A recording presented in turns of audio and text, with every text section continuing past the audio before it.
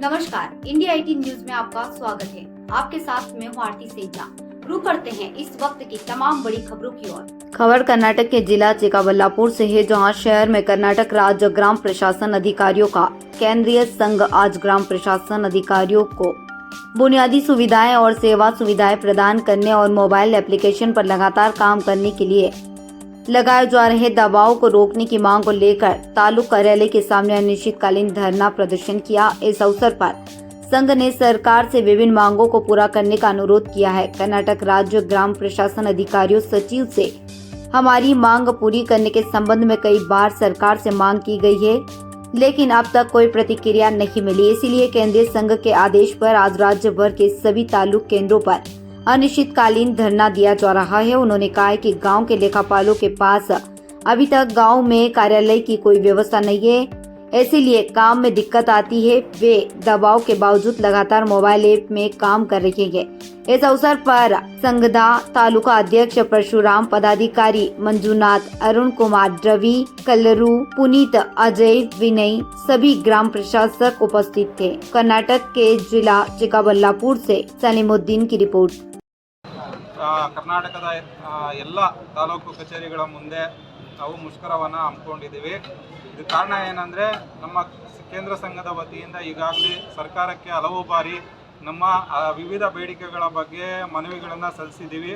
ಆದರೂ ಸಹ ಇದುವರೆಗೆ ಯಾವುದೇ ಬೇಡಿಕೆಗಳಿಗೆ ಸರ್ಕಾರದಿಂದ ಸ್ಪಂದನೆ ಬಂದಿಲ್ಲದ ಕಾರಣ ನಾವು ಇವತ್ತು ತಾಲೂಕು ಕಚೇರಿಗಳ ಮುಂದೆ 26ನೇ ತಾರೀಕು ಸ್ಟ್ರೈಕ್ ಮಾಡಬೇಕು ಅಂತ ನಮ್ಮ ಕೇಂದ್ರ ಸಂಘದಿಂದ ತೀರ್ಮಾನ ತಗೊಂಡು ನಾವು ಆ ತೀರ್ಮಾನದಂತೆ ನಾವು ಇವತ್ತು ಸ್ಟ್ರೈಕ್ ಮಾಡ್ತಾ ಇದ್ದೀವಿ. ನಮ್ಮ ಬೇಡಿಕೆಗಳು ಏನಂದರೆ, ನಮ್ಮದು ಈ 1965ರಲ್ಲಿ ಗ್ರಾಮ ಲೆಕ್ಕಾಧಿಕಾರಿಗಳ ನೇಮಕ ಆದಾಗಿಂದ ಕೂಡ ಇದುವರೆಗೆ ಯಾವುದೇ ಕಚೇರಿ ವ್ಯವಸ್ಥೆಯನ್ನು ಗ್ರಾಮಾಂತರ ಪ್ರದೇಶದಲ್ಲಿ ಇದುವರೆಗೂ ಮಾಡಿಲ್ಲ.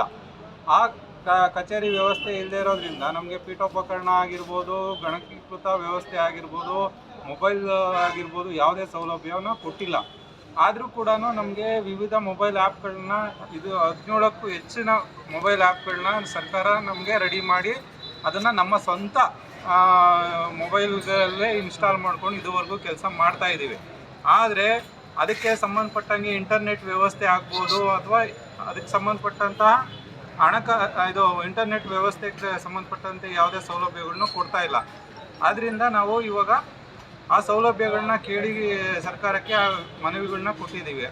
ಆ ಮನವಿಗೂ ಕೂಡ ಸರ್ಕಾರ ಇದುವರೆಗೆ ಸ್ಪಂದನೆ ಕೊಟ್ಟಿಲ್ಲ.